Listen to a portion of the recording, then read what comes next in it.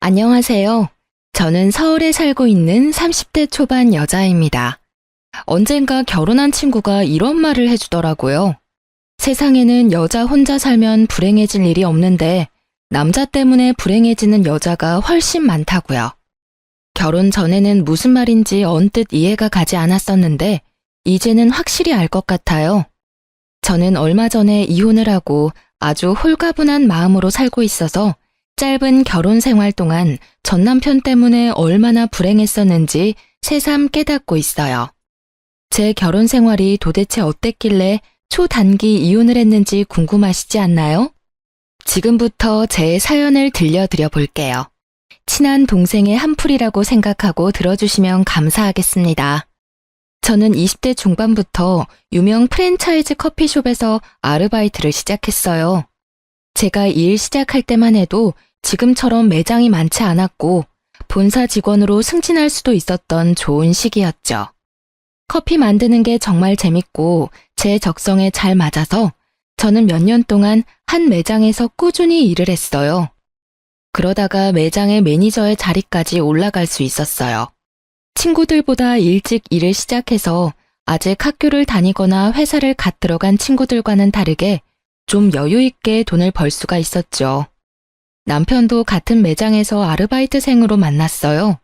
동갑이었지만 제가 매니저였고 대학생인 남편은 초보 알바생이었기에 제가 옆에 붙어서 열심히 일을 가르쳐 주었답니다.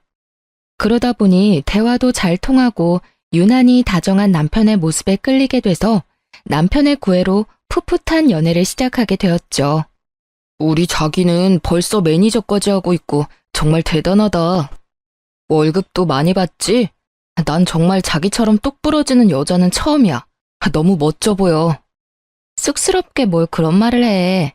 자기도 이제 복학했으니까 앞으로 좋은 직장 구하면 나보다 더 잘 벌 텐데 뭐. 그동안 내가 열심히 뒷바라지 해줄게. 연애 초반에야 뭔 말을 못하나요? 그렇게 시작된 저의 뒷바라지가 무려 5년이었어요.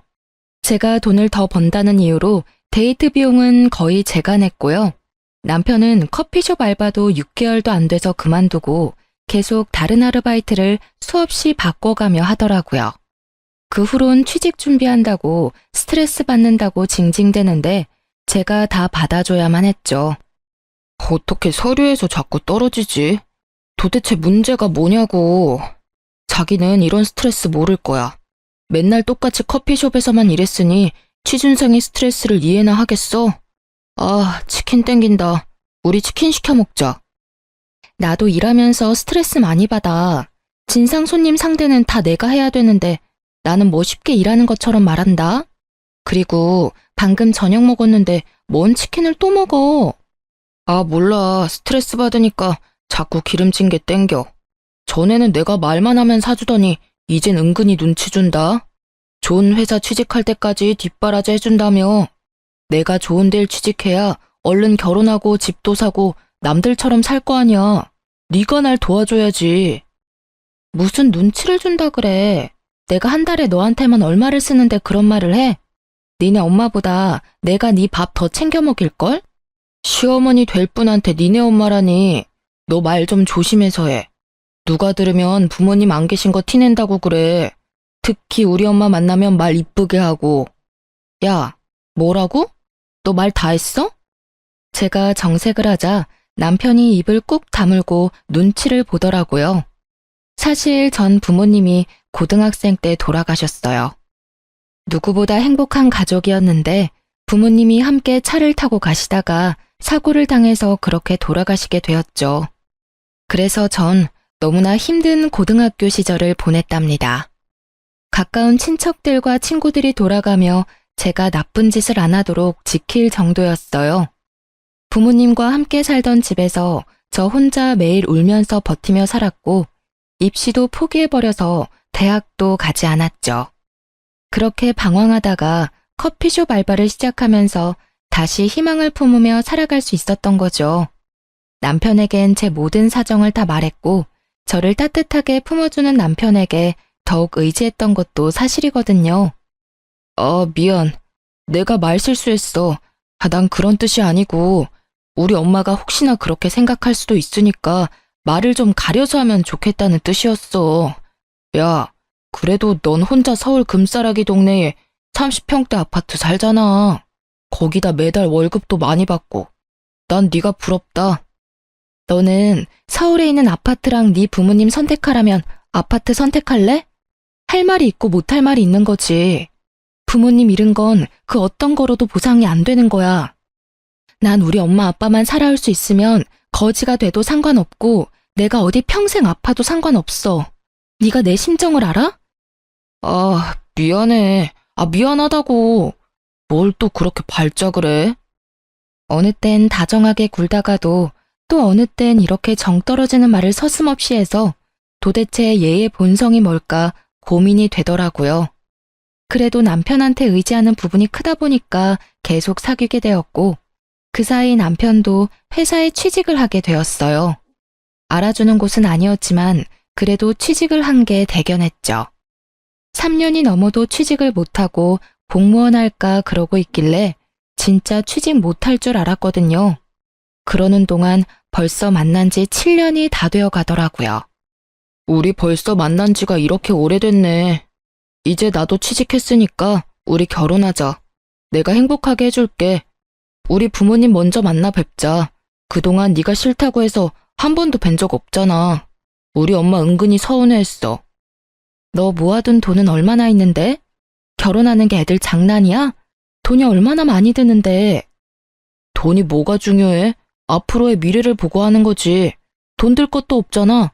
내가 니네 집에 들어가서 살면 되는데. 네가 원하면 침대는 새로 하나 사던지. 뭐? 우리 집에 들어와 산다고? 내가 허락한 적이 있었어? 야, 서운하게 그게 무슨 소리야. 멀쩡히 좋은 집을 두고 왜 다른 집을 구해? 정 다른 곳에 살고 싶으면 일단 너네 집에서 살다가 대출받아서 더 좋은 데로 이사가면 되잖아. 우리 엄마도 그렇게 하래. 너 우리 집 얘기 니네 엄마한테도 다 한 거야? 당연한 거 아니야? 결혼할 건데 사정을 다 알아야지. 네가 집 있는 게 뭐 비밀도 아니고 오히려 좋은 거잖아. 결혼하기 전부터 제가 살고 있는 집을 마치 지네 집처럼 생각하고 있는 게 좀 황당하더라고요. 어쩐지 그렇게 제 집에 찾아오고 싶어하고 자꾸 집에서 편하게 데이트하자는 것도 짜증났거든요. 왠지 제 집 때문에 저랑 이렇게 오래 만나고 또 결혼까지 하려고 그러는 게 아닌가 하는 마음이 들어서 찝찝한 마음은 감출 수가 없더라고요. 어쩌다 보니 남편에게 떠밀려 시부모를 처음 만나게 되었답니다. 남편의 집은 처음 가보게 됐는데 생각보단 좀 더 열악해서 놀랐어요. 서울에서도 가장 못 사는 동네에 있는 허름한 빌라에 살더라고요.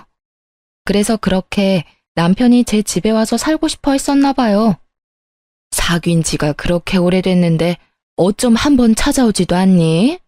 결혼 생각까지 있으면 보통 명절 때는 찾아와서 인사라도 해야 되는 거 아니니? 결혼할지 안 할지도 모르는데 벌써부터 명절에 찾아뵙는 건 좀 그렇죠. 서로 부담된다고 생각했기도 했고요. 요즘 애들은 어쩜 이렇게 말대답을 따박따박 하는지 원. 네가 아픔이 좀 있다더니 그래서 그런가 모난 부분이 있는 것 같아서 걱정이다. 우리 집안 사람이 되면 그렇게 행동하면 안 돼. 네? 모난 부분이요? 저 서비스직을 오래 했는데 여지껏 그런 말 들어본 적이 없는데요.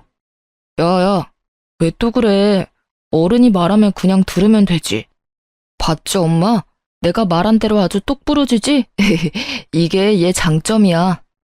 이게 장점인지 소방 맞은 짓인지는 두고 봐야 알겠고 내가 경철이한테 들었는데 부모님이 안 계신다면서? 결혼식 준비는 누구랑 할 거니? 그래도 어른이 같이 해야 될 거 아니니? 결혼식은 그냥 작게 했으면 해요. 전 부를 사람도 별로 없고요. 사실 전 안 해도 상관없는데 어머님 생각은 다르실 수 있으니까요. 우리 경철이가 도둑장가 가는 것도 아니고 왜 결혼식을 안 해? 내가 그동안 다니면서 뿌린 축의금이 얼만데. 네가 잘 모르겠으면 내가 알아서 준비할 테니까 그렇게 알아라. 그리고 신혼집은 경철이한테 들었는데 네가 지금 사는 집에서 살기로 했다며? 네, 일단 너무 바빠서 집을 따로 구할 시간도 없고요. 어차피 결혼해도 크게 달라질 것도 없으니까 경철 씨만 들어와서 살면 될 것 같아요. 듣자 하니까 아파트가 35평이라며? 방이 몇 개야? 방은 3개예요. 그래? 그럼 딱이네. 집도 넓은데 우리가 같이 들어가서 살면 어떠니? 그래도 방 하나 남네. 그건 나중에 손주 태어나면 우리 손주방 하면 되고. 아무리 제가 부모님이 없어도 시부모가 제 부모님이 남겨주신 집에 들어와서 산다는 건 말이 안 되는 거 아닌가요? 이 사람들은 제가 얼마나 만만하면 이런 말을 내뱉는지, 시모의 말을 들으면서도 똑바로 들은 게 맞는지 정말 믿어지지가 않을 정도였어요. 남편과 시부는 이미 서로 말을 맞춘 듯 했어요. 가만히 제 입이 떨어지기를 기다리고 있더라고요. 아, 그건 좀 안 될 것 같은데요. 제 부모님이랑 같이 살면서 추억이 많은 집이라서, 그래서 사실 경철 씨와 같이 사는 것도 좀 망설여졌거든요. 아니, 뭐 우리가 같이 살면 더러워지기라도 한단 말이야? 우리가 새로운 가족인데 새 가족이랑 새 인생 시작한다고 생각하면 되지. 아무래도 그건 안 될 것 같아요. 죄송해요. 대신 신혼집 근처 작은 평수 아파트로 이사하시는 건 어때요? 제가 보증금이랑 월세는 부담할게요.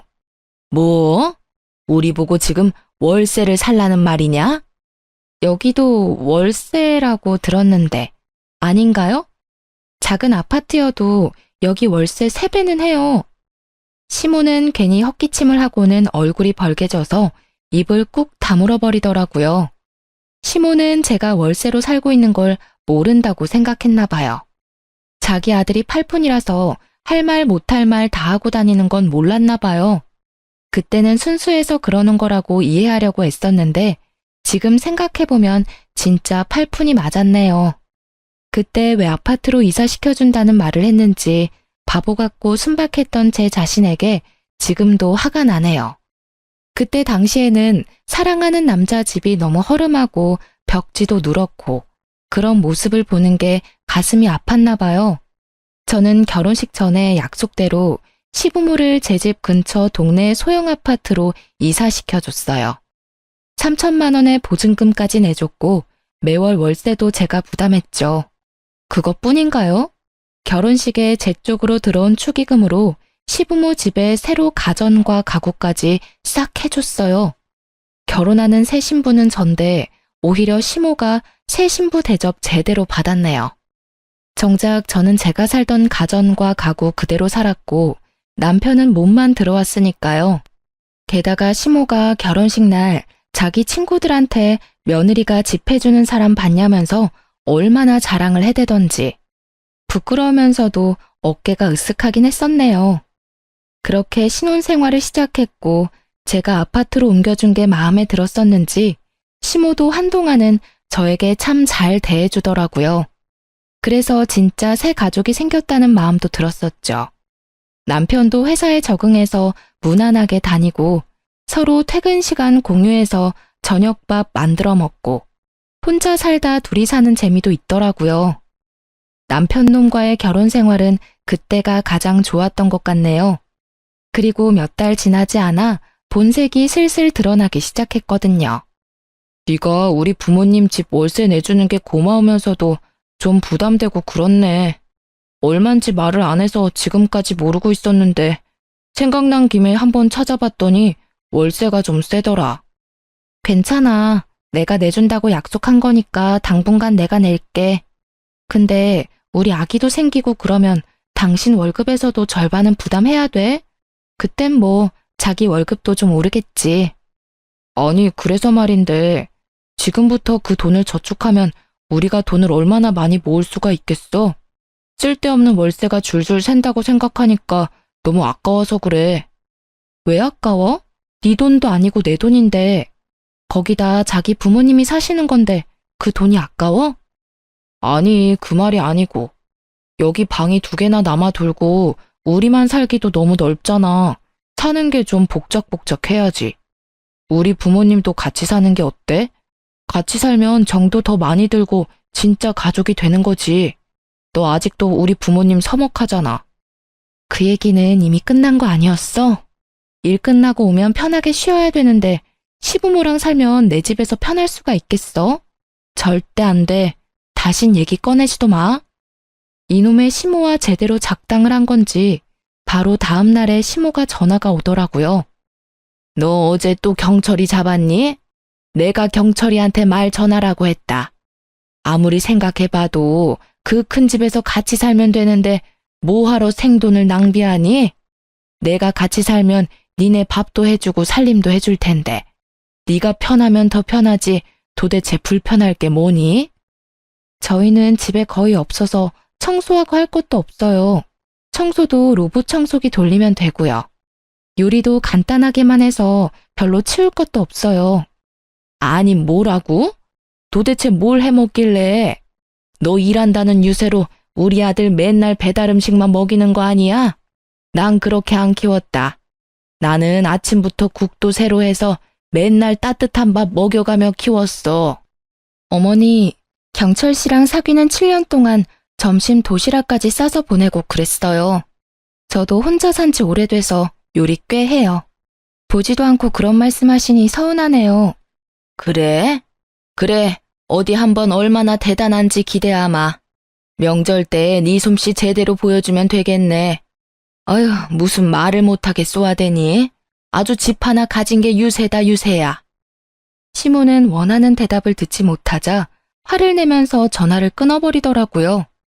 저야말로 왜 이렇게 남편과 시부모 집도 아니면서 내 집에 이렇게 관심이 많고 집착을 하는지 이해가 가지 않았어요. 제가 아니었으면 아직도 그 곰팡이내 나는 빌라에서 살고 있었을 거 아닌가요?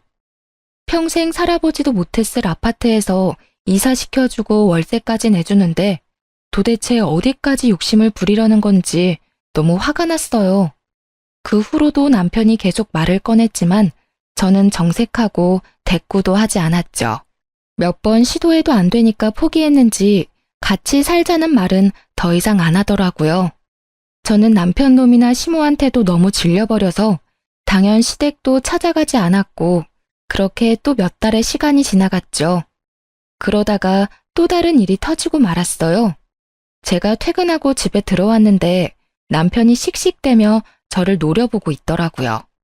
그러더니 서류 봉투 하나를 저한테 팍 던지는 게 아니겠어요? 저는 영문을 몰라 서류 봉투 안을 들여다보았어요. 이건 또 어디서 찾았어? 야, 우리가 진짜 부부고 가족이냐? 나한테 또 속이는 거 있어? 너는 그러고도 나무래야. 어떻게 지금까지 감쪽같이 속여? 너 진짜 무서운 애다. 아니, 말은 정확하게 해야지. 이게 왜 속인 거야? 이게 우리 재산도 아니고 너랑은 전혀 상관이 없는 건데 내가 너한테 다 말해야 돼? 당연하지. 부부인데 당연히 모든 걸 말해야지. 내가 이거 안 찾았으면 너 평생을 비밀로 했겠네. 와, 진짜 정 떨어진다. 아니, 그건 우리가 결혼하기 전에 내가 물려받은 아파트인데 왜 너한테 말해야 되냐고, 네 집이 아닌데. 그나저나 너 그건 어떻게 찾았어? 내 서랍을 다 뒤졌어? 내 물건 좀 찾으려고 살펴보다가 우연히 봤다. 네 아파트라고? 야, 우리가 부부인데 우리 공동 재산이지. 넌 아파트가 두 채나 있으면서 우리 부모님은 월세를 살게 하냐? 진짜 니네 부모님이면 네가 그랬겠어? 시부모를 남으로 생각하니까 그렇게 행동한 거지. 진짜 너무하네. 그건 우리가 이혼한다 해도 내 명의고 내 재산이야. 너한텐 아무 권리가 없어. 너야말로 월세 보증금 할 돈도 없으면서 이 정도 아파트에서 공짜로 살면 그것만으로도 나한테 고마워해야 되는 거 아니야? 니네 부모 집도 내가 월세 내주는데 너는 어떻게 고맙다는 말 한마디를 안 해? 그리고 지금 그 집은 세입자가 있어. 근데 세입자 쫓아내고 니네 부모 데려다 살게 하니? 니네 부모?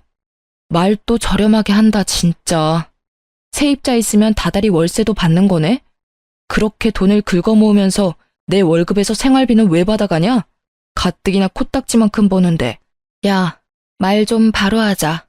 그럼 내가 니네 부모 집 월세에다가 각종 보험하고 공과금도 다 내는데 내가 생활비까지 다 내야 돼? 그럼 넌 뭐하고? 넌 월세도 안 내고 여기 사는데 네가 요리를 하기를 해, 청소를 하기를 해. 야, 차라리 그럴 거면 나 혼자 사는 게 100번 낫겠다. 내가 너무 손해라고 생각하지 않아? 내가 이런 네 모습에 정이 떨어지는 거야. 무슨 여자가 이렇게 계산적이고 드센지 한 번 말하면 지질 않지 아주. 네가 남편을 이렇게 개무시하는데 내가 밖에 나가서 길을 펴고 일을 하겠냐? 우리 엄마가 한 말이 딱 맞아 아주. 제가 어디 틀린 말 했나요?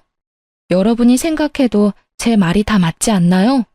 저야말로 왜 결혼을 하고 그 집안에 휘말려 들어가서 들어가지도 않을 생돈을 다 부담하고 살아야 하는지 이해가 되지 않기 시작했죠. 남편이랑 살아서 신나고 즐거운 것도 아니고 싸움하는 날은 점점 늘어가고 시모는 매일 집 타령으로 전화가 오고 안 받으면 몇십 통을 하고요. 제가 다른 아파트가 있다는 걸 팔푼이인 남편놈이 바로 말을 했겠죠.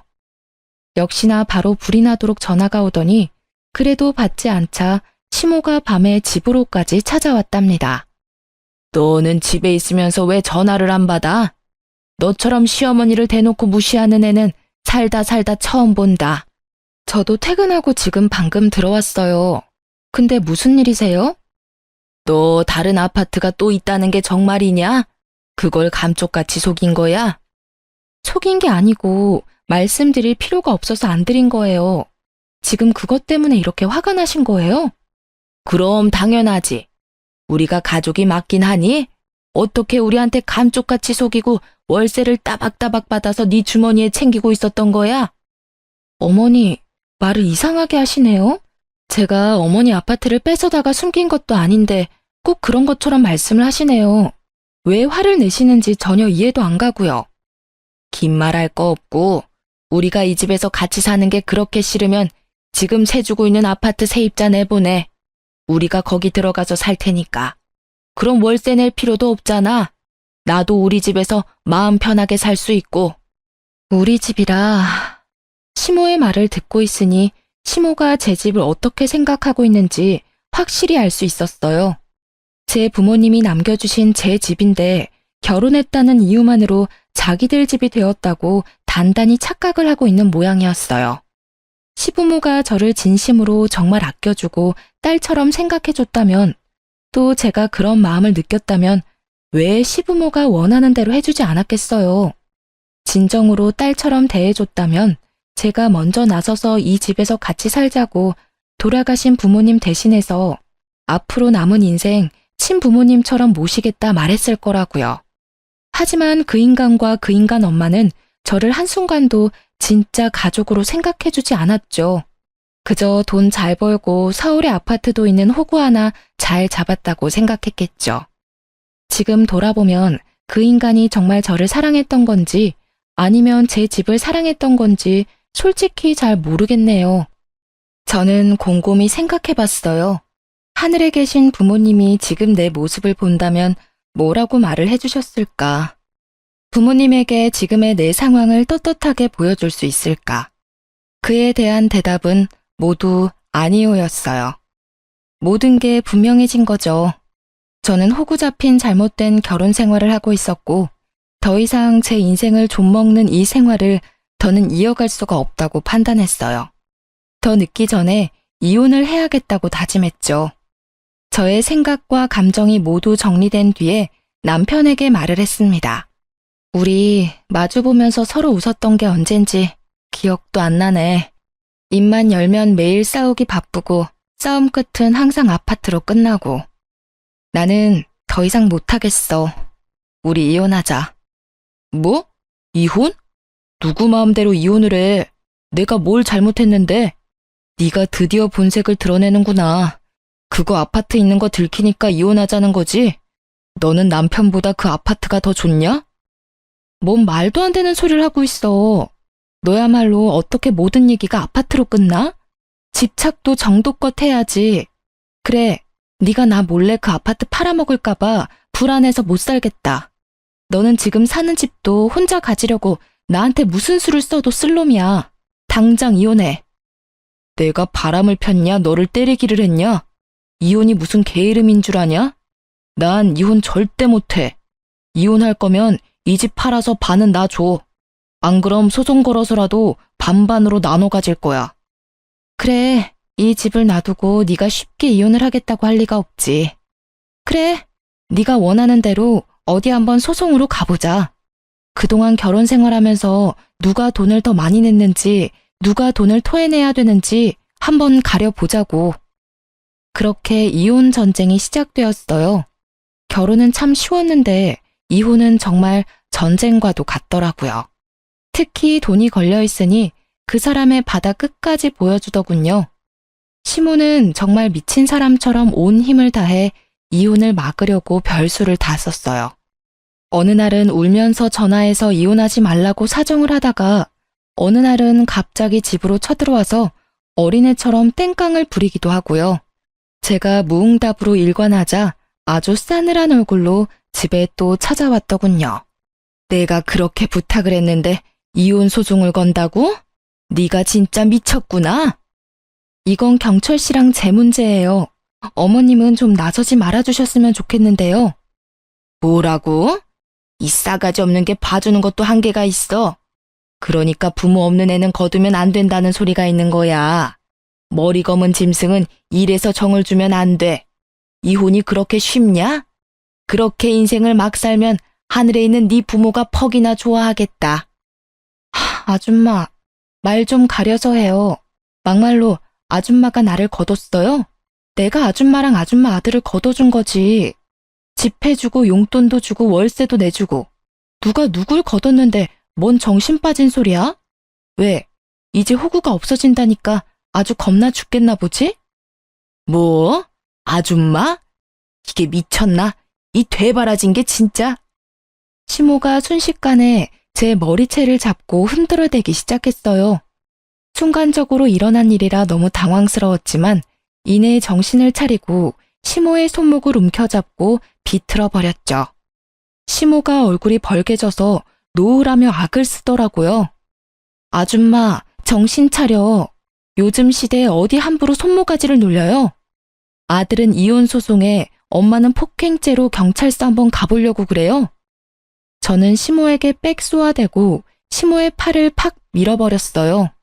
시모가 놀랐는지 어버버하며 저를 쳐다보다가 안 되겠는지 얼른 내빼더라고요. 저는 아빠 친구분한테 소개받은 변호사와 상담해서 이혼 소송에 들어갔어요. 그리고 바로 다음 행동으로 들어갔죠. 저는 시부모가 살고 있는 아파트로 향했어요. 아파트 앞에서 저를 기다리고 있던 중년의 남성분과 인사를 나누고 함께 엘리베이터를 타고 올라갔습니다. 배를 누르고 시모가 같이 간 남자의 얼굴을 보더니 얼른 문을 열어주더군요. 어머, 부동산 사장님이 연락도 없이 여긴 어쩐 일이세요? 예, 안녕하셨죠?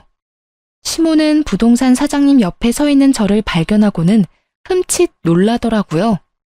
아니, 얘는 여기 왜 있어? 둘이 같이 온 거예요? 저는 아무 말도 하지 않고 집 안으로 불쑥 들어갔어요. 그 뒤를 이어 부동산 사장님이 들어오고 시모도 얼떨떨한 얼굴로 들어와 문을 닫더군요. 제가 어머님 말씀을 너무 안 들은 것 같아서 이제라도 어머님 말씀을 좀 들으려고요. 어머님이 그러셨죠? 제가 세주고 있는 세입자 내쫓으라고요.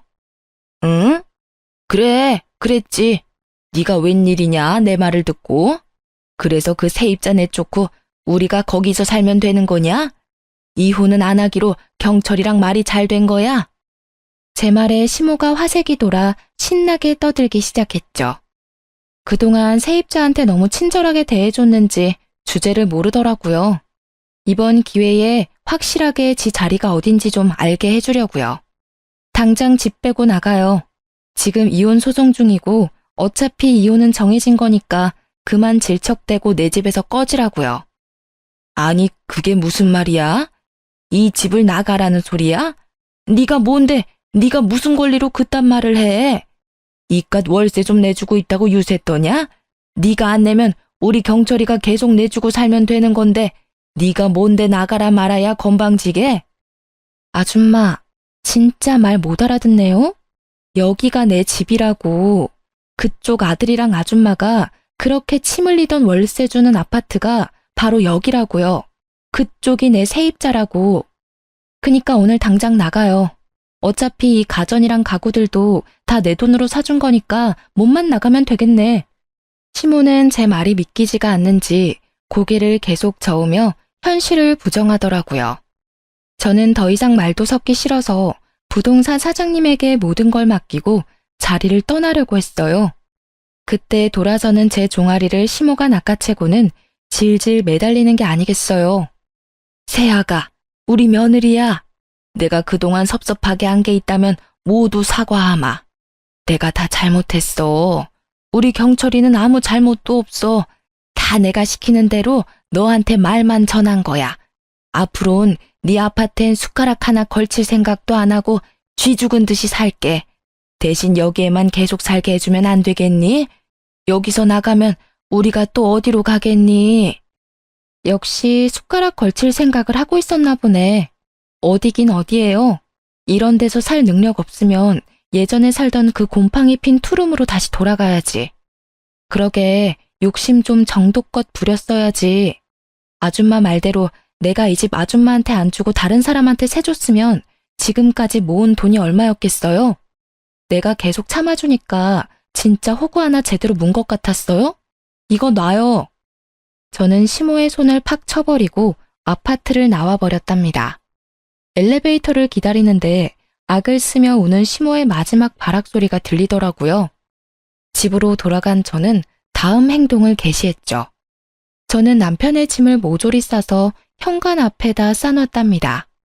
사실 짐이라고 할 것도 별로 없고 옷이랑 신발 정도였죠. 거의 다 제 돈으로 사서 입혔던지라 그냥 다 버려버리고 싶었지만 거지한테 적선하는 셈치고 그냥 다 가지고 가라는 마음으로 박스에 다 처박았답니다. 그리고 현관 비밀번호도 바꿔버리고 남편이 찾아와서 문 열라고 소리 지르고 난리칠 게 뻔했기 때문에 저도 집을 나와버렸어요.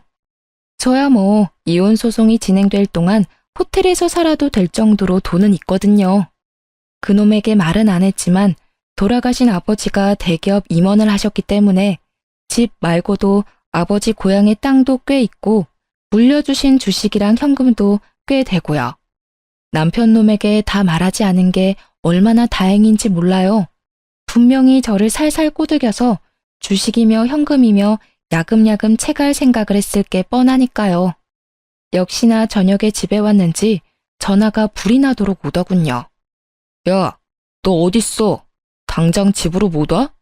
내 짐 다 빼고 지금 뭐 하는 짓인데? 소장도 받았으면서 딱 보면 몰라?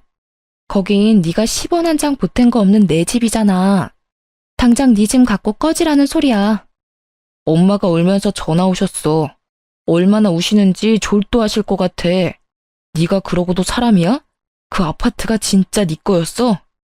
너 진짜 끝까지 사람을 갖고 노냐? 살라고 할 때는 언제고 이젠 꺼지라고. 웃기는 소리 하고 있네. 그럼 이혼하는 마당에 시부모님 제 집에서 사세요. 이러니? 내가 이혼 결심한 50%가 네 엄마 때문이야. 너랑 네 엄마 반반 책임이라고. 야, 피곤하다. 이제 그만 내 인생에서 좀 꺼져줘라. 너 그 긴 세월 추억이 얼마나 많고 사랑했는데 그걸 이렇게 망가뜨릴 수가 있냐? 고작 그 아파트 때문에? 우리 엄마도 너한테 미안하다고 하셨어. 너도 좀 진정하고 우리 만나서 대화로 좀 풀어보자. 어? 나 너 사랑해. 너 없으면 못 산다고. 내가 아니라 내가 가진 아파트를 사랑하는 거겠지. 결혼하니까 내가 가진 게 다 네 거 같고 그랬어? 밥 안 먹어도 배불렀겠어 그동안. 너나 네 엄마나 적당히만 욕심 부렸어도 내가 이렇게 정 떨어지진 않았을 거야. 황금알을 낳는 거위배를 병신처럼 가른 거야 네가. 앞으로 연락하지 마. 모든 연락은 변호사 통해서 할 거니까. 남편 놈이 제가 일하는 커피숍으로 찾아올 게 뻔했기에 일주일 정도는 휴가를 썼어요. 역시나 일주일 동안 매일 찾아왔었다고 직원이 말해주더라고요. 그 후부터는 일하다가 남편이 찾아오면 얼른 숨었고 직원들이 남편을 돌려보냈죠. 그렇게 몇 달 후 드디어 이혼 소송의 판결이 나왔고 당연히 제가 승소했죠. 남편은 아파트를 반반으로 나눠야 한다는 말도 안 되는 주장을 펼쳤지만 제가 결혼하기 전부터 가졌던 저의 재산이니 당연히 기각됐고요. 오히려 생활비며 공과금을 다 제가 냈기 때문에 남편한테 위자료를 받아낼 수 있었죠. 물론 8년을 매일 붙어 있다가 헤어지면 혼자 살아갈 수 있을지 허전하진 않을지 걱정도 되었는데요. 이혼이 확정되고 남편 놈이나 그놈 엄마한테서 드디어 놓아졌다는 생각을 하니 어찌나 홀가분하고 행복했는지 몰라요. 그동안 너무 지긋지긋했었는데 자유의 몸이 되니 그놈 얼굴도 희미해질 정도였죠. 그렇게 몇 달이 흐르고 저는 다시 결혼 전처럼 열심히 커피를 만들면서 저의 인생을 다시 찾아가고 있었죠. 그 인간이 찾아오면 얼른 숨어서 그동안 마주치질 않았는데 그날은 하필 제가 매장 밖에 나와 있을 때 들어오던 전 남편과 딱 마주쳐버렸네요. 아, 드디어 만났네. 너무 잘 숨어서 죽었는 줄 알았다, 야. 거의 6개월 만인가?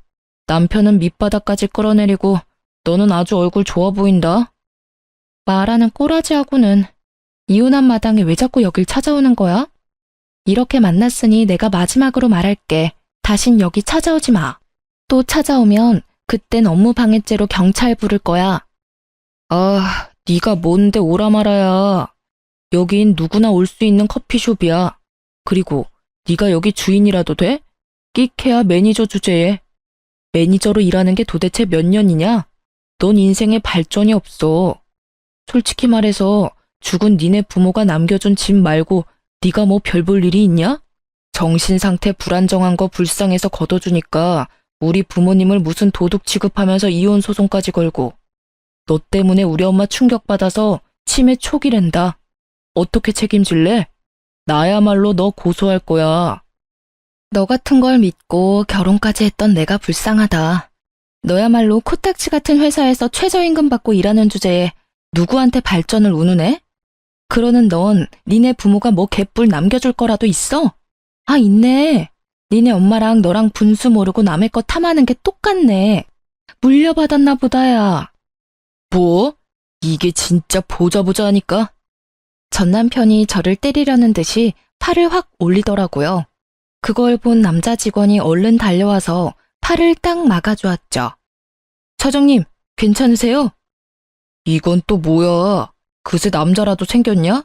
근데 뭐? 사장님이라고? 이 매니저, 이 인간한테 이 커피숍이 누구 건지 좀 말해줄래? 1년 전에 사장님이 인수하셨죠. 사장님이시죠? 그 인간, 그 말을 듣고 입이 떡 벌어져서 다물지를 못하더라고요. 왜냐하면 제가 운영하는 이 지점은 매출이 높기로 유명한 걸 전 남편도 알거든요. 네가 여기를 인수했다고? 그럴 돈이 어딨어서? 아니, 돈이 있다고 해도 본사에서 너한테 넘긴 게 말이 돼? 네가 뭐라고? 너나 나를 호구로 알고 우습게 알겠지. 내가 본사 소속으로 이 매장에서 일한 게 12년이다. 평생을 변두리 빌라 월세로 사는 넌 뭐 상상도 못할 액수겠지만 이 정도 매장 인수할 돈이 있어, 내가. 아니, 1년 전에 인수한 거면 이혼 전이잖아. 아파트도 모자라서 이것도 속였던 거야? 너 진짜 치가 떨리게 무섭다. 말하면 내가 뭐 어떻게 할까봐? 부부 사이에 비밀이 없어야지. 너는 진짜 사악하고 무서운 년이야. 그 콧구멍만한 아파트도 그렇게 침을 흘렸는데 내가 이 큰 매장 사장이라는 걸 네가 알았어 봐. 너란 위인을 내가 몰라? 넌 당장 회사 때려치고 여기 점장한다고 징징거리면서 졸랐을 놈이야. 그러다가 지가 사장 행세하겠지. 네 엄마는 맨날 여기 출근 도장 찍어가며 지 아들이 여기 사장이라고 사돈의 팔촌 다 끌고 와서 공짜 커피 달라고 생떼 썼을 거고. 상상만 했는데도 벌써 지긋지긋하다. 이제 잘 알았지? 여기 내 거니까 다신 여기 그림자도 비추지 마. 또 오면 바로 경찰서 끌고 갈 거니까 각오해. 난 한다면 하는 거 잘 알 거야. 전 남편은 벌개진 얼굴로 주먹을 꽉 쥐고 파르르 떨더라고요. 오래 만난 사이다 보니 저놈이 어떤 생각을 하는지 빤히 보였죠. 이 매장이 자기 것이 될 수 있었는데 그 기회를 놓쳤으니 얼마나 속에서 열불이 나겠어요. 저는 차갑게 전 남편을 지나쳐서 매장으로 들어갔죠. 전 남편은 한참을 매장 앞에서 망부석처럼 굳어 있다가 터덜터덜 발길을 옮기더라고요. 사장님, 또 왔어요. 저기 밖에서 왔다 갔다 하고 있는데요. 괜찮아. 만약 들어오면 이 매니저가 좀 내보내줄래? 매번 이런 부탁해서 미안해. 안 들어오면 그냥 두고. 이게 무슨 부탁이에요. 당연히 해야 되는 일이죠. 저 손님 때문에 매장 분위기가 이상해지니까 민폐 손님 내쫓는 것도 다 업무의 일환 아니겠어요? 그 후로도 종종 커피숍 밖에서 힐끔거리는 전 남편을 발견하고 직원들이 말해주었는데요. 전 신경도 안 쓰고 제 할 일만 했죠. 그러다 보니 점점 오지 않았고 어느 순간 안 보이더라고요. 누구나 올 수 있는 오픈된 장소이다 보니 사실 언젠간 또 기웃거릴 수도 있다는 생각이 들긴 하는데요. 오랫동안 저와 함께 일하면서 저를 지켜주는 든든한 직원들이 있어서 위기 상황이 와도 겁나지는 않을 것 같아요. 제가 사장이지만 저는 커피를 만들고 매장에서 활기차게 일하는 순간이 정말 좋고 제가 살아있는 걸 느낄 수가 있어서 이렇게 매일 나와서 계속 일하고 있어요. 하늘에 계신 저의 부모님도 제가 씩씩하게 살아가는 모습을 보셔야 안심하실 것 같다는 생각도 들고요. 전 남편이 와서 행패를 부리는 순간이 오더라도 저는 저의 매장을 지키며 매일매일 열심히 일을 할 거랍니다. 세상에 혼자 남겨져서 저를 진심으로 아껴줄 가족을 만들고 싶었기에 전 남편과 그놈 부모에게 나름대로 최선을 다했어요. 부모님이 없다고 대학 못 갔다고 무시해서 마음의 상처를 입어도 괜찮은 척하며 바보처럼 헤헤거렸고요. 계속 그 집구석에서 벗어나지 못하고 살았다면 부모님이 남겨주신 재산도 다 뺏겼을 수도 있다고 생각하니 가슴이 철렁한데요.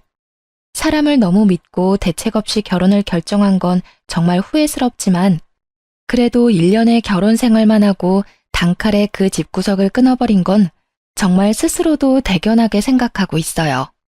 다시 혼자 남겨지는 게 두렵기도 했지만 부모님은 제가 행복하게 사는 걸 바라실 거라는 생각만을 하며 단호하게 끊어냈던 것 같아요. 당분간은 일만 하고 저 혼자서도 잘 사는 연습을 해보려고 해요. 혼자서도 잘 살아야 다른 누군가를 또 만나도 함께 잘 살 수 있으니까요. 제 사연 들어보셨는데 어떠셨나요? 여러분도 저도 혼자서도 당당한 인생 멋지게 살아가요. 제 이야기를 들어주셔서 감사합니다. 행복하세요.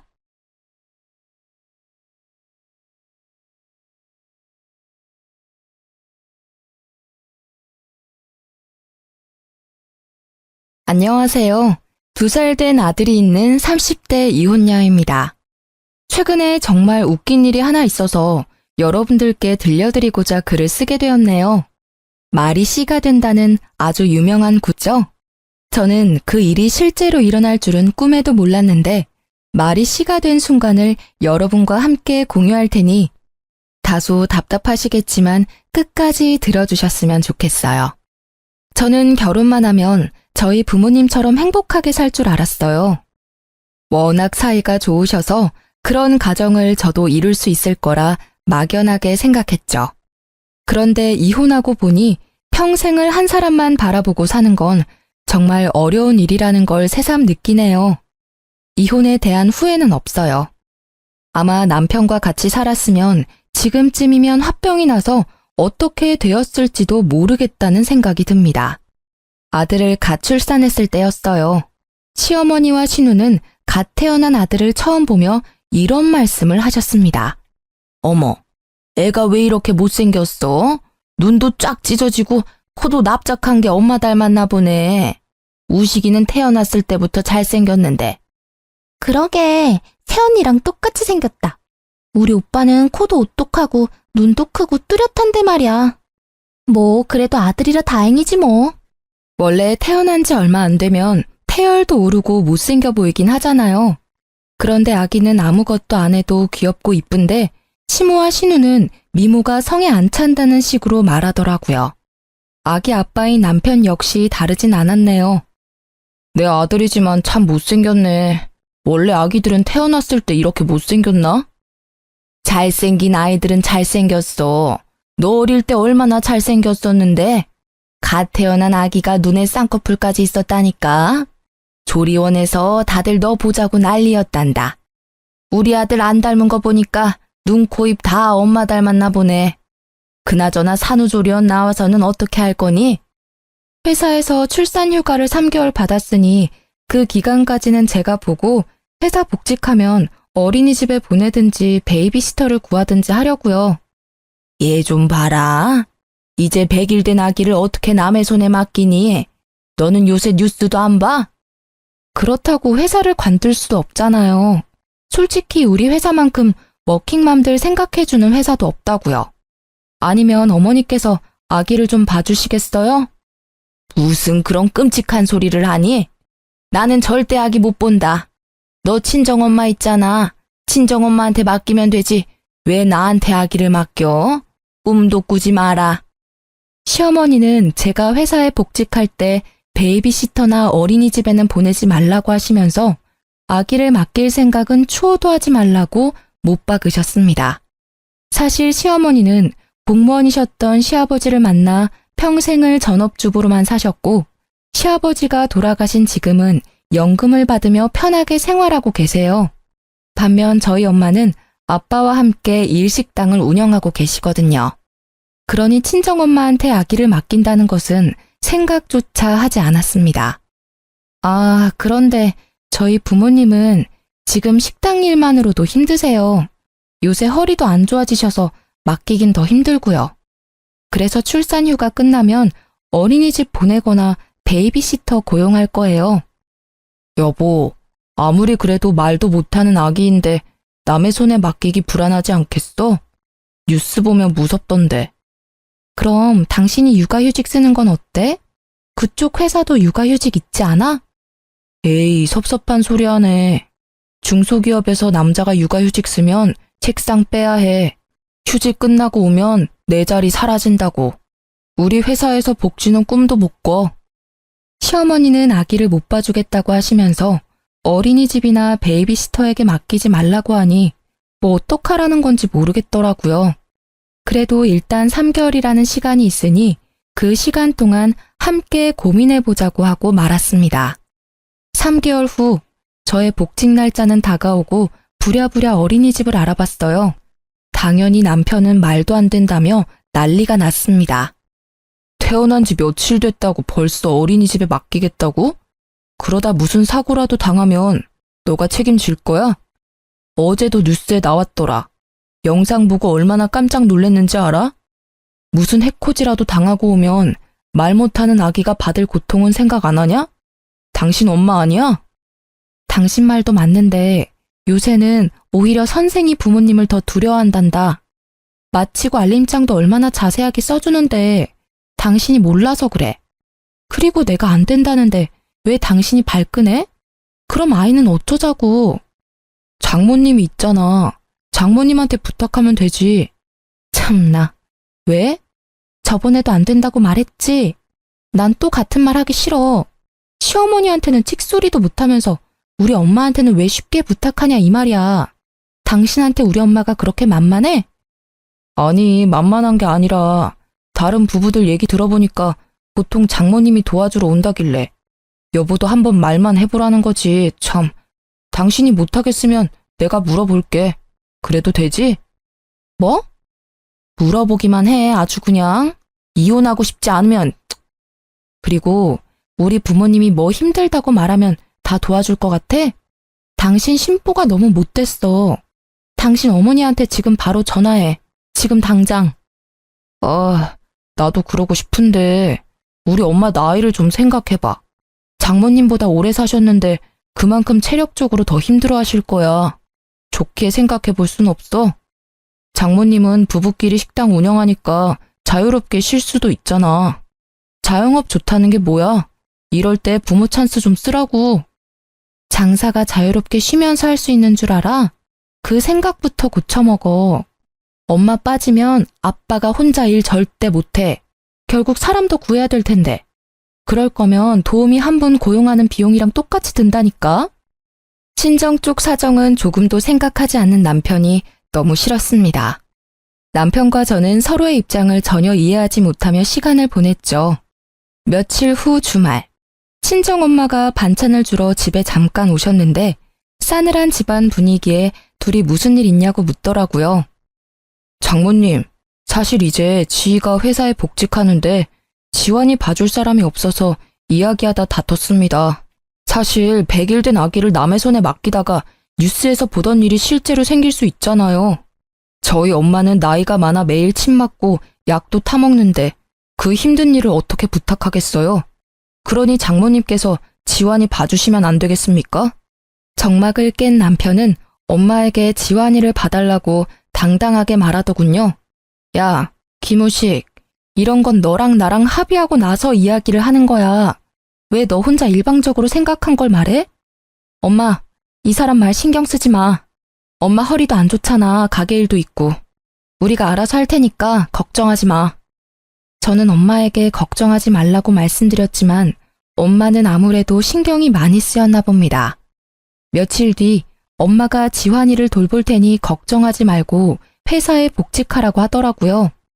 결국 허리도 안 좋은 엄마한테 지환이를 맡기고 말았어요. 회사를 다니면서도 참 마음이 안 좋더라고요. 항상 죄송했습니다. 시간이 흘러 지환이가 15개월이 되었을 때 엄마가 지환이를 안아주다가 허리를 삐끗하셨는데 그땐 조금도 움직이기 힘들어 하셨어요. 바로 병원에 모시고 가니 의사쌤은 하루빨리 입원하라고 하시고 허리에 물이 가는 일은 절대 하지 말라고 하더라고요.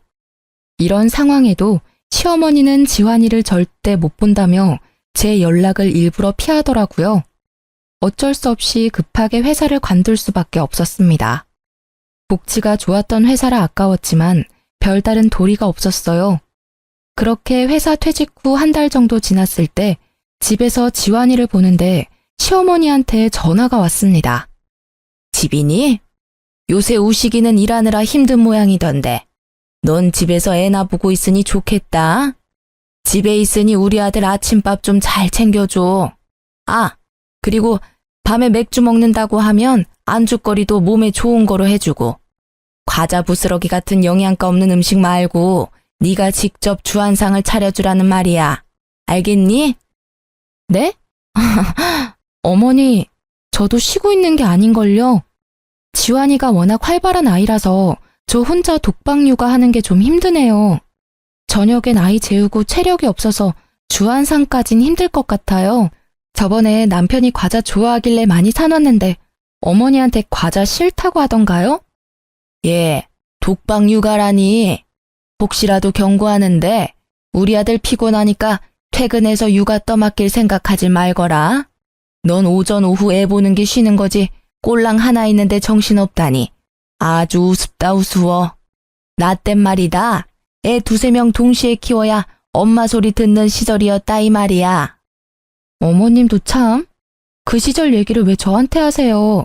그렇게 애 보는 게 쉬우면 어머님이 봐주시지 그러셨어요.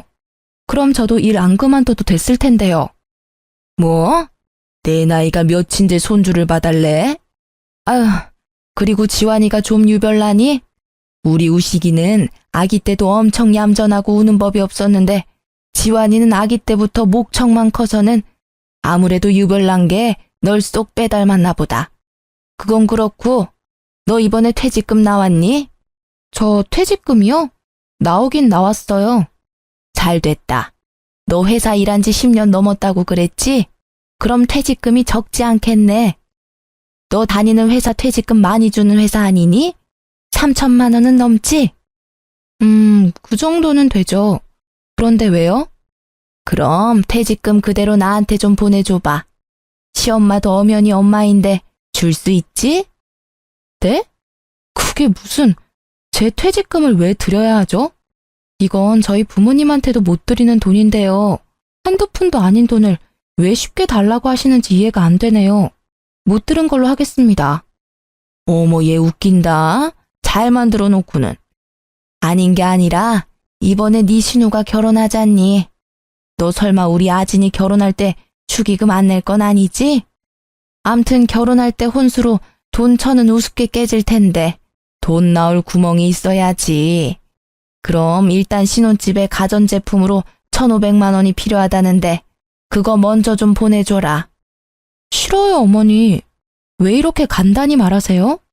제가 10년 넘게 일한 대가로 받는 돈이에요. 퇴직금 뜻을 모르는 건 아니죠? 그리고 아무리 가족이라도 저희 가정을 위한 일이 아니라 신우 개인을 위한 일이잖아요.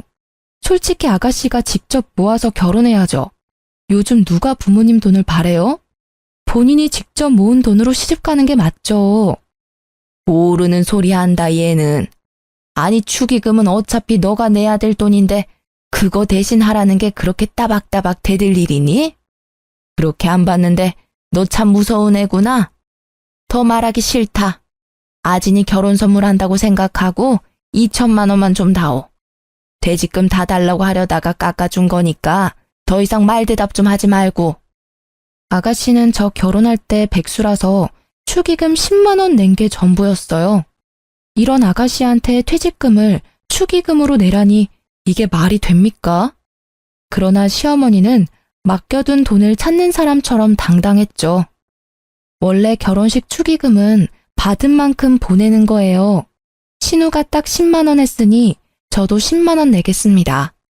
원래 더 내려고 했는데 이렇게 말씀하시니 기분 나빠서 더 넣기도 싫네요. 뭐? 야, 너 지금 나 무시해? 내가 그렇게 하라면 할 것이지 며느리가 시험이 무서운 줄 모르고 바락바락 대드는 거 봐. 세상에 나같이 시집살이 안 시키는 시어미도 없을 거다. 여지껏 편하게 살아서 모르나 본데 이제라도 가르쳐주리? 애정한 년 같으니 처음부터 마음에 안 들었는데 이렇게 뒤통수를 치는구나. 에휴, 끊거라. 여러분, 이게 욕까지 들을 일인가요? 퇴직금을 신우 혼수자금에 전부 보태라는 시모의 성화에 내가 잘못 시집왔구나. 그런 생각이 처음으로 들었습니다. 얼마 뒤 아가씨의 결혼식 날이 되었습니다. 축의금을 10만 원 하려다가 그래도 그건 아닌 것 같아 50만 원을 냈어요. 솔직히 50만 원이면 적지 않은 돈이잖아요. 하지만 신우 결혼식 다음 날에 또 불같이 전화가 왔습니다. 나다. 너 어떻게 우리 딸 결혼식에 축의금을 딸랑 50만 원을 하니? 적어도 100, 아니지 200은 해야 할 것 아니야? 솔직히 아가씨는 제 결혼식에 10만 원밖에 안 했잖아요. 전 그보다 5배나 많이 냈는데요. 이 정도면 충분한 거 아닌가요? 요새 같은 고물가 시대에 50만 원이면 뭐 하나 제대로 사지도 못해. 그리고 너는 가족끼리 뭘 그렇게 하나하나 다 따져대니? 가족인데 축의금 200만 원도 못 해줘? 그러는 아가씨는 제 결혼식 때 왜 200만 원 못 해줬는데요? 저번에도 말했잖아. 그때 우리 아진이 회사 안 다니는 힘든 시절이었다고. 그러니 그땐 그게 최선이었어. 누가 들으면 저 아직도 회사 다니는 줄 알겠네요. 아가씨 백수인 건 보이고 저 백수인 건 안 보이세요? 저도 지금 백수예요. 지금 한 푼이라도 아껴가며 살고 있다고요. 그리고 저번부터 왜 자꾸 퇴직금 탐내세요? 제가 싫다고 분명 말씀드렸잖아요. 제 돈이니까 어머님이 왈가왈부 하실 권리는 없는데요. 뭐? 그 권리? 가족이면 네 돈이 내 돈이고 내 돈이 네 돈이고 그러는 거지. 안 그러냐? 그럼 어머니 돈도 제 돈인가요? 이제부터 어머니 돈, 남편 돈 제가 막 써도 되는 거예요? 허락 없이?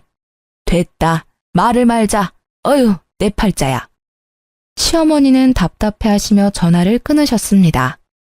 이 모든 내용을 옆에서 다 듣고 있던 남편은 무슨 일이냐고 물었어요. 저는 숨길 것도 없고 잘못한 것은 더더욱 없다는 생각에 시어머니가 한 말들을 다 이야기했습니다. 그랬더니 아주 시어머니랑 똑같은 말을 하더라고요. 넌 아진이가 축의금 10만 원 한 게 불만이라는 거야? 아니, 우리가 돈이 없는 것도 아니고 여보 퇴직금도 많이 받았잖아. 그럼 그 돈으로 좀 보태줄 수 있는 거 아니야? 엄마가 2천만 원 달랬으면 다는 못 줘도 1,000만 원 정도는 줄 수 있잖아. 액수가 중요한 게 아니야. 이건 성의의 문제라고. 당신은 시댁이 만만해? 면전에다 대고 칼같이 거절하는 며느리는 당신밖에 없을 거다. 우리 엄마가 편하게 대해줘서 어려운 줄도 모르고, 에휴. 뭐? 성의의 문제라고? 그럼 당신이 지금이라도 신우한테 1,000만 원 해주던가. 가족이잖아. 왜 내 퇴직금으로 성의를 보이려고 해? 해주고 싶은 사람이 해줘야지. 어휴, 진짜 답답하다. 쫌생이 마냥 돈 있는데 쓰지도 못하고. 뭐? 쫌생이? 야, 와이프한테 생활비도 제대로 못 주는 남편이 뭐 쫌생이? 세상 천지에 너같이 무능력한 남편도 없어. 바랄 걸 바래야지. 사실 남편은 2달 넘도록 생활비 통장에 돈을 채워두지 않고 있었어요. 이유를 물어보면 그때마다 두루뭉실하게 대답을 회피하더라고요. 회사 사정이 안 좋다느니 무급이라느니 말도 안 되는 소리를 늘여놓고 있었죠. 다행히 제가 결혼 전 모아둔 돈이 꽤 되는 편이라 크게 생계가 위협되진 않았습니다. 하지만 몇 달이 지속되고 모아둔 돈은 점점 떨어져 가는데 걱정이 왜 안 되겠어요. 남편에게 대놓고 생활비를 넣으라고 하면 자리를 피하더라고요. 그런데도 퇴직금을 신우 혼수자금에 보태라는 말을 하다니 속에서 천불이 났지만 그땐 차마 이혼이라는 큰 결정을 내리긴 힘들었죠. 며칠 뒤 집에서 지환이를 보고 있는데 시어머니한테 전화가 왔습니다. 솔직히 어머님이 또 이상한 소리랄까봐 전화를 거절했는데요. 아주 받을 때까지 걸 생각이신지 5분 동안 전화기가 쉴 새 없이 울렸습니다. 덕분에 지환이가 낮잠에서 깨버렸죠. 그래서 받았는데 갑자기 백화점에 오라는 거예요. 집에 있니? 나 지금 백화점 레스토랑에 있는데 지환이 데리고 나올래? 따로 할 말도 있고 지환이도 보고 싶어서 잠깐 나올 수 있지? 지환이 지금 낮잠 시간이라 못 나가요. 낮잠 하루 안 잔다고 뭔 일 생기겠니? 잔말 말고 지환이 데리고 나와. 따로 할 말도 있으니까. 어쩔 수 없이 지환이를 유모차에 태워 백화점을 갔죠. 내심 얼마 전 아가씨 결혼식 때 제 퇴직금 달라고 했던 게 미안해서 저한테 밥이라도 사주려는 줄 알았어요. 열심히 긍정회로를 돌린 거죠. 시어머니는 저를 발견하고는 반갑게 손을 흔들었어요. 지희야, 여기야, 여기. 그동안 시어머니는 저를 부를 때 예 또는 야라고만 부르셨거든요. 그랬던 시어머니가 제 이름까지 부르며 반갑게 인사를 하시는데 순간 너무 당황스러웠어요. 그런데 더 당황스러운 건 뭔지 아세요? 테이블로 가보니 이미 식사를 다 마치고 빈 그릇만 놓여 있더라고요. 네, 어머니. 그런데 혼자가 아니시네요. 식사도 다 마치셨고요. 친구들이 이번에 아진이 결혼식 때 많이 축하해줘서 내가 밥 사주려고 불렀지. 아, 그러셨구나. 그런데 저는 왜 부르셨어요? 부르긴 왜 불러. 친구들한테 며느리랑 손주 얼굴 보여주려고 그랬지. 그때 결혼식장에서는 하도 어수선해서 제대로 말도 못했잖아. 저는 이 상황이 그저 당황스러웠지만 일단 시모 친구들이 다 모인 자리이니만큼 최대한 밝게 웃으며 빈자리에 앉았습니다. 지희야, 우리 밥 다 먹었으니까 굳이 앉을 필요 없다. 가자. 오늘따라 유달리 반가워하시던 이유가 바로 이거였어요. 시어머니 친구들 밥값을 계산하라고요. 하지만 음식 구경도 못한 제가 왜 밥값을 계산해야 합니까? 게다가 이분들 시어머니 친구들이잖아요. 그래서 그냥 가만히 서 있었더니 자꾸 제 옆구리를 찌르며 눈치를 줬습니다. 어머니, 왜 자꾸 제 옆구리를 찌르세요? 할 말 있으면 그냥 말씀하세요, 편하게. 지희야, 오늘 내가 깜빡하고 카드를 안 가져왔지 뭐니? 그러니까 얼른 네가 계산 좀 해줘. 우리 옥자, 며느리 정말 잘 뒀네. 이럴 때 와서 척척 계산도 해주고 말이야. 그러게, 우리 며느리는 이런 데 오라고 해도 절대 안 오는데. 부럽다 얘. 에이, 다들 직업 좋고 인물도 좋은 며느리 뒀잖아. 뭘 이런 걸 부러워하니? 그리고 며느리가 시어머니 친구 모임에서 밥 한 번 살 수도 있는 거지 뭐. 안 그러니 지희야? 시어머니는 친구들의 부러움 섞인 말에 뿌듯해했습니다. 결국 제 손으로 카드를 건넸고 직원은 몇 번 긁어보더니 다시 카드를 돌려줬어요. 고객님, 죄송하지만 이 카드 결제 실패라고 떠서요. 혹시 다른 카드 없으세요? 어머, 벌써 유효기간이 만료됐네. 이걸 어쩌지? 어머니, 죄송하지만 카드 좀 주세요. 뭐? 내가 카드 있으면 너를 이 자리에 불렀겠니? 너 설마 다른 카드 없어? 다른 카드가 있었으면 그걸로 계산했겠죠. 너는 애가 카드도 없고 요새 같은 세상에 신용카드가 한 장만 있는 게 말이 돼? 어머니 아들이 힘들다고 생활비를 안 줘서 저도 카드가 없네요. 카드가 있으면 뭐해요? 쓸 수가 없는데. 연회비는 꼬박꼬박 나가지 혜택은 못 받지. 그래서 다른 카드는 전부 정지시켰어요. 그때 친구들 중 한 분이 조용히 카드를 꺼냈습니다.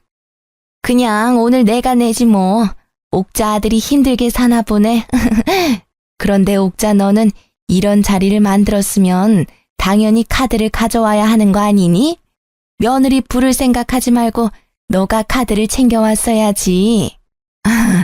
내가 설마 일부러 안 냈겠니?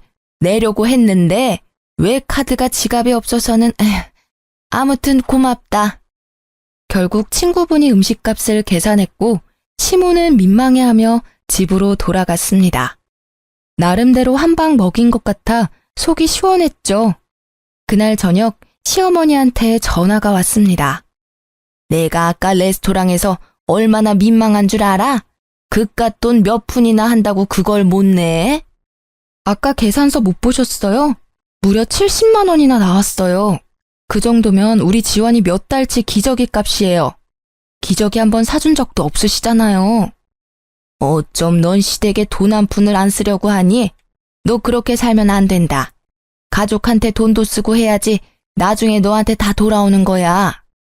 시어머니는 그 뒤로도 한참 일장연설하다가 전화를 끊으셨습니다. 왜 이혼을 안 하겠냐 물으시겠죠. 남편도 무능하고 시댁도 이 모양인데 이혼하지 못하는 이유는 딱 한 가지예요. 남편이 아이한테는 정말 좋은 아빠였거든요. 하지만 생활비도 제대로 못 주는 남편을 언제까지 믿겠어요? 혼자라도 살 길 찾아 떠나려고 급한 마음에 재택근무를 알아보기 시작했죠. 대학 전공이 컴퓨터 쪽이라 CAD 프로그램을 다룰 수 있었거든요. 경력이 있어서 그런지 다행히 재택으로도 손쉽게 자리를 구했습니다. 그중 가장 좋은 조건의 회사를 골라 재택근무를 시작했죠. 다달이 200만 원 정도의 수입이 들어오니 숨통은 트이더라고요. 그렇게 몇 달이 지났어요. 언제부턴가 술은 입에도 못 마시는 남편이 퇴근하면 온몸에 술 냄새가 진동을 하더라고요. 회식했나 보다 생각하고 왜 마셨는지는 묻지 않았거든요. 골아 떨어진 남편이 빨리 자는 게 제 속이 더 편했기 때문이죠. 그런데 집에 와서도 한 병, 두 병 마시기 시작하더군요. 마치 회사에서 잘린 사람처럼 밤마다 폐인의 모습으로 지내더라고요. 회사에서 잘렸냐고 물으니 그건 아니라고 하는데 선뜻 이유도 말해주지 않고 혼자 끙끙 앓더라고요. 뭔가 큰일이 생긴 것 같아서 남편이 말해줄 때까지 잠자코 기다렸어요. 남편은 숙취 때문에 다음날 지각을 하기 시작했고 더 이상 이건 아니다 싶었죠.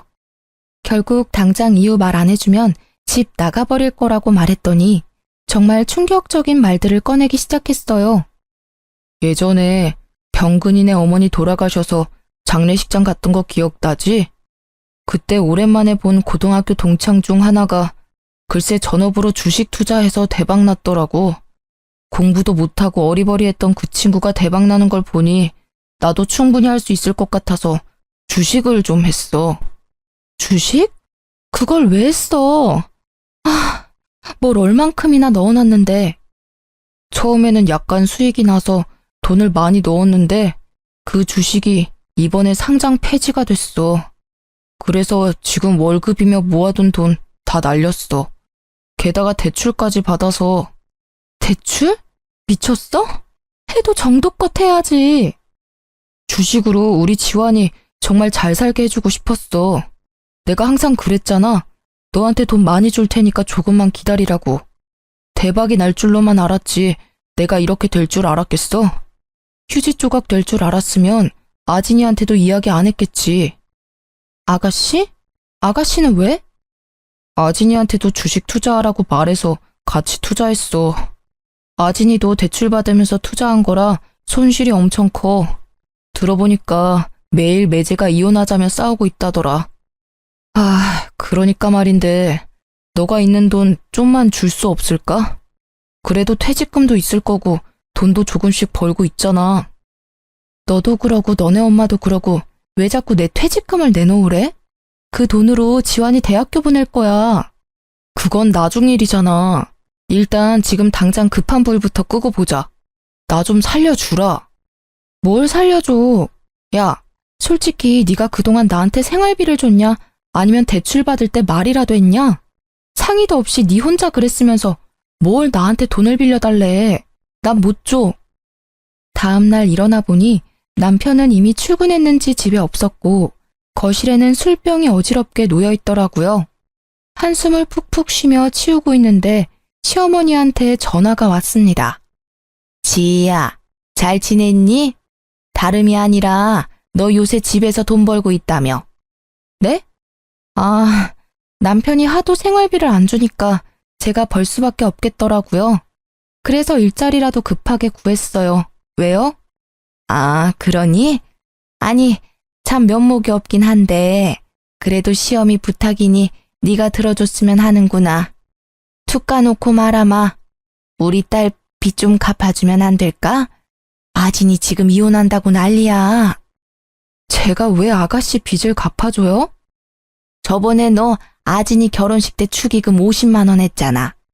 사실 그 사건으로 나 너한테 정말 화나고 실망했는데 이제 그거 다 잊으마. 우리 가족이잖니. 가족이니까 너가 좀 도와줘. 하나뿐인 시누이 1년도 안 돼서 이혼시킬 수는 없잖아. 안 그러니? 그리고 가족인데 힘들 때는 서로 도와줘야지. 시모는 이번에도 뻔뻔하게 퇴직금을 달라고 했어요. 무슨 일만 생기면 맡긴 돈 찾아가는 사람처럼 우겨대는데 너무 기가 차서 말문이 막히더라고요. 그래서 겨우겨우 숨을 고르고 한마디 했습니다. 어머니, 그러는 어머니는 가족인 저한테 뭐 하나 해주신 적 있어요? 저는 그렇다 치고 손주인 지환이한테 돌반지도 안 해주셔놓고 왜 자꾸 바라기만 하세요? 자꾸 그렇게 남들한테 바라시기만 하면 어머니 나중에 머리 다 벗겨져요. 그러다 대머리 된다고요. 시모는 제 말에 자신이 언제 그랬냐며 화를 버럭 내더니 그냥 전화를 끊어버리셨습니다. 그리고 이것은 불행의 서막이었어요. 우려했던 일이 일어나고 말았죠. 회사에서도 매일 주식창 확인한다고 핸드폰만 보고 숙취로 결근과 지각을 반복하던 남편은 결국 회사에서 잘렸습니다. 백수가 되고 돈도 다 잃어버린 남편은 더 열심히 술만 찾았고 신우와도 매일 싸웠어요. 당연히 저랑도 매일 싸웠고요. 사람이 점점 변해가는 게 눈에 보였습니다. 그러던 어느 날이었습니다. 저녁 먹고 설거지를 하느라 부엌에 있는데 거실에서 지환이 울음소리가 들렸어요. 가보니 남편은 아들을 다그치다 못해 끓어오르는 분노를 그대로 표출했는지 아이가 엉엉 울고 있었습니다. 아이 머리를 보니까 폭이 빨갛게 나 있었죠. 지금 뭐 하는 거야? 당신 왜 화내? 애 머리는 또 왜 이렇고? 나 술 먹는데 지환이가 자꾸 와서 보채잖아. 살짝 밀쳤더니 쇼파 다리에 머리 좀 박았어. 근데 그거 가지고 애가 저렇게 울잖아. 너무 화가 났지만 일단 지환이가 크게 다쳤을지도 모르겠다는 생각에 그대로 아이 안고 병원으로 달려갔어요. 다행히 큰 이상은 없었습니다. 그러나 집에 돌아온 아이는 남편만 보면 경기를 일으켰고 남편은 더 짜증을 내기 시작했어요. 지 엄마 닮아서 그런가 애가 왜 이렇게 예민한지 몰라? 너도 너무 오냐오냐 키우지 마. 그러니까 애가 이렇게 된 거 아니야? 지환이가 뭐 어디가 어때서? 그리고 지환이 이러는 거 다 당신 잘못이잖아. 거실에서 혼자 술 먹는 게 자랑이야? 아이가 뭘 안다고 다그치길 다그쳐. 얼마나 아프면 울었겠냐고. 당신 아이 아빠 맞아? 진짜 너무 실망이다. 내일 술 깨면 또 까먹겠지. 또 나만 억울하고. 안 그래? 이혼하자. 생활비도 안 주고 아빠 노릇도 못하는 너랑은 같이 살 의미가 없어. 뭐? 이혼? 이혼이 무슨 애들 장난이야? 아니, 장난이 아니라 몇 년 전부터 생각해온 진심이야. 네가 남편으로서는 빵점이지만 그래도 지환이와는 잘 놀아주니까 참고 또 참았어. 그런데 오늘 네 행동 보니 안 되겠다. 옆에 내가 지금 뭐래? 말 다 했냐고, 어? 확 그냥. 남편은 분을 참지 못해 제게도 손을 올리려 했고 깜짝 놀라 아이를 감싸 안고 맨발로 도망쳐 나왔습니다. 갈 곳이 친정밖에 없더라고요. 친정 부모님께 모든 상황을 다 말씀드리고 이혼할 준비를 하겠다고 밝혔죠. 다음 날 아침 부모님은 시장에 가시고 저와 지환이만 친정에 있는데 누군가 대문을 세게 두드렸어요. 문을 열어보니 시어머니였습니다. 너 어제 우식이한테 이혼하자고 했다며? 우식이 지금 회사 잘리고 돈 없다고 헤어지자는 거야? 너 요새 프리랜서로 잘 나간다며?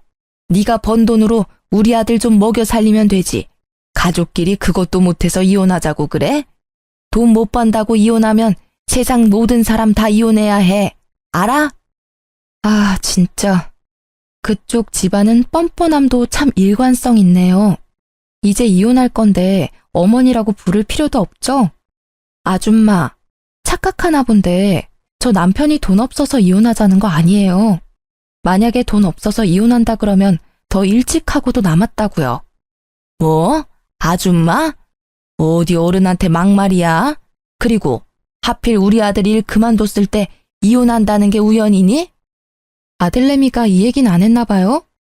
어제 남편 술 먹다가 지환이 밀쳐서 머리 박았어요. 그래도 헛소리만 짓거리는데 제가 참아야 해요? 우리 지환이가 크게 다칠 뻔했는데도요? 그래도 안 다쳤잖아. 그럼 된 거지. 너도 좀 예민하게 굴지 마. 엄마가 그렇게 예민하니까 지환이도 예민하잖아. 맨날 낯가리고 빽빽 울어대기나 하고. 그뿐인 줄 아세요? 돈 좀 못 벌어와도 돼요. 그런데 남편은 하루도 빠짐없이 매일 술만 찾아요. 옆에서 보면 그냥 삶의 의지가 전혀 없는 사람 같다고요. 지환이가 그런 아빠 밑에서 뭘 배우겠어요? 저는 그런 남편을 지환이가 보고 배울까 겁나요. 아주 끔찍하다고요. 뭐? 끔찍? 참나. 결국엔 돈 없다고 버리는 거면서 아주 지환이 생각하는 척하고 있네. 야, 말 똑바로 해. 너 우리 아들이 돈 못 번다고 버리는 거잖아. 안 그래? 돈만 밝히는 무식한 년 같으니라고. 돈을 밝힌다고요? 제가요? 말은 똑바로 하세요. 결혼하고서부터 쭉 제 퇴직금 노려놓고 누구더러 무식하대요? 아줌마가 하는 짓이 더 무식해서 하루에도 12번 이혼 생각했어요. 알아요? 그쪽 아들이 생활비 안 줘도 참고 살아줬더니 고마운 줄도 모르네. 세상 사람들한테 다 물어봐요. 며느리한테 한 푼이라도 빌붙으려는 시댁인데 이혼 안 하고 버텼다고 하면 다들 저더러 호구라고 손가락질 한다고요. 그나마 남편이 아들 교육은 똑바로 시킬 줄 알고 제 얼굴에 침 뱉는 거 알면서도 버틴 건데 이제 남편 저도 필요 없어졌네요. 지환이한테 하등 도움 안 되는 인간은 저도 필요 없다고요. 도로 가져가세요. 너 말 다 했어? 그게 시어미한테 할 소리야? 하여튼 진짜 너는 어른이 한마디 하면 10마디 100마디를 하는구나. 아주 단 한 번도 그냥 고분고분하게 넘어간 적이 없어. 못된 년. 시어머니는 화가 잔뜩 나서는 손을 올리려던 그 순간 시장에 가셨던 부모님이 오셨죠. 이게 지금 뭐 하는 짓입니까? 어제 지희한테 다 들었습니다. 갖다부타 말할 것도 없고 둘이 이혼시키겠습니다. 그러고 그쪽은 뭘 잘했다고 여길 쫓아와 큰 소리야 큰 소리는. 당장 이 집에서 나가. 여보, 뭘 그리 힘을 빼고 있어요. 그냥 경찰 부르면 되잖아요. 엄마는 빠르게 경찰을 불렀고 결국 시어머니는 경찰의 손에 끌려갔습니다. 그날 오후 바로 남편에게 이혼 서류를 보냈지만 역시 이혼에 합의를 안 해주더라고요. 그래서 남편에게 합의 안 해주면 이혼 소송을 하겠다고 했습니다. 이혼 소송? 야, 이혼 소송이 어디 쉬운 일인 줄 아냐? 솔직히 내가 바람을 핀 것도 아니고 어디 가서 아이를 만들어 온 것도 아닌데 어떻게 이혼해? 이혼하는 게 어디 쉽게 될 것 같아? 증거도 없는데 판사님이 네 편을 들어줄 것 같아? 그래? 아무리 그래도 길고 짧은 건 돼봐야지. 우리 한번 소송까지 해서 아주 진흙탕 싸움 한번 해보자. 기대해. 남편은 아주 당당한 표정으로 소송까지 가도 별 소용 없겠다고 했지만 사실 저에겐 숨겨둔 증거가 있어요. 친정엄마가 지환이를 돌볼 때쯤 혹시 모를 사고를 대비해 거실 TV장 위에 폼캠을 설치해뒀었죠. 그땐 남편도 동의했는데 그게 지금까지 작동될 줄은 아마 몰랐을 거예요. 제가 퇴사하면서 필요가 없어졌으니 쉬운 줄 알고 있더라고요. 제 짐을 빼면서 숨겨둔 카메라를 몰래 가져와 확인해보니 아주 선명히 녹화되어 있었어요. 남편이 혼술하는 장면부터 제가 지환이를 데리고 병원에 뛰쳐가는 모습까지도요. 그리고 어디에선가 생활비를 못 받은 것만으로도 이혼 소송이 가능하다고 들었거든요. 그래서 전 기세등등하게 소송을 걸었고 1년 반 만에 남편이 보낸 위자료를 받고 이혼이 성립되었죠. 매달 양육비도 받아야 되고 아이 교섭권 때문에 시댁 사정을 종종 듣게 되는데요. 전 신우는 주식으로 돈 다 날리고 매일 싸우다가 이혼당했답니다. 그리고 전 남편은 이전 회사에서 근태불량으로 회사에 잘렸다는 소문이 거래처까지 쫙 나서인지 여전히 일을 못 구하고 있는 상태고요. 솔직히 전 남편 학력이며 경력이 그렇게 형편없는 수준은 아닌데도 그 어디서도 면접 보러 오라는 연락도 없다고 하네요. 그리고 어제 전 남편이 뜬금없이 사진 한 장을 보냈더라고요. 보니까 전 시모 뒤통수 사진 같았는데 머리가 군데군데 비어있고 중앙에는 커다란 땜빵도 있어서 솔직히 보기 흉했습니다. 원래 머리숱이 없기는 한 이 정도까진 아니었거든요. 아무런 말도 없이 사진 한 장 보낸 의도가 궁금해서 결국 전 남편에게 전화를 걸고 말았네요. 갑자기 이걸 왜 보내? 내가 누군지 모를 것 같아? 뭐 어쩌라고? 사실 우리 엄마 나랑 아진이 둘 다 이혼당하고 회사도 못 구해서 많이 걱정하셔. 스트레스 받아서 그런지 탈모가 아주 심하게 와서 머리가 이 지경까지 되어버렸네. 그래서 말인데 우리 엄마 가발좀하게 돈 좀 줄 수 없을까? 솔직히 엄마도 여자인데 이런 머리로 다니는 건 너무 수치스럽잖아. 게다가 이제 여름도 다가오는데 매일 털모자 쓰고 다닐 수도 없고. 저는 그 말에 올라오는 웃음을 참지 못하고 터뜨렸습니다. 꼴 좋네. 왜 그냥 그대로 다니지. 아깝게 뭐 또 돈을 들이려고 해. 너네 돈 없잖아. 하다 이제 가발 구걸하는 너네 모습 보니까 너무 웃겨서 말이 안 나온다. 너네 엄마가 탈모가 오던 아예 대머리가 되던 내 알 바 아니지. 아주 속이 시원하네. 공짜 좋아하더니 진짜로 머리가 벗겨질 줄은 꿈에도 몰랐다. 아예 대머리가 되면 더 좋을 것 같아. 그럼 절에 들어가시라고 그래. 아, 너네 다 빡빡 밀고 다 같이 들어가면 되겠다. 너네 공짜 좋아하잖아. 안 그래? 이참에 산에 들어가서 정신 수양도 좀 해. 옛말이 아주 틀린 말은 아닌가 봐. 공짜 좋아하면 머리 벗겨진다더니 아, 아니다. 말이 씨가 된 건가? 저는 겨우 웃음을 참고 할 말 다 해줬네요. 이혼하고도 지 엄마 가발 하나 맞추게 돈 좀 달라는 전 남편이 세상 천지에 어딨나요? 그래도 벗겨진 모습 눈으로 보니 사이다 마신 것처럼 속이 시원했네요. 제 말이 틀린 말은 아니니까 전 남편도 딱히 뭐라 하지는 못하더라고요. 결국 제게 웃음만 선사하고 전화를 끊더라고요. 이 글을 쓰는 지금도 벗겨진 모습 생각나서 웃음만 나오네요. 요새 저는 일이 많아져서 돈을 꽤 벌고 있어요. 물론 일 때문에 잠도 많이 못 자고 바쁘기는 하지만 그래도 지금은 다른 생각 안 하고 바쁘게 사는 게 더 낫다는 생각이 드네요. 지환이 역시 예전과 다르게 더 많이 웃고 제 곁에서 아주 잘 자라고 있습니다.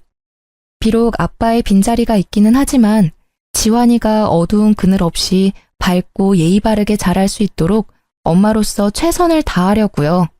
힘들겠지만 그래도 꿋꿋이 잘 이겨내 볼 겁니다. 저의 이혼 사연은 여기까지예요. 부족한 글솜씨지만 끝까지 들어주셔서 감사합니다.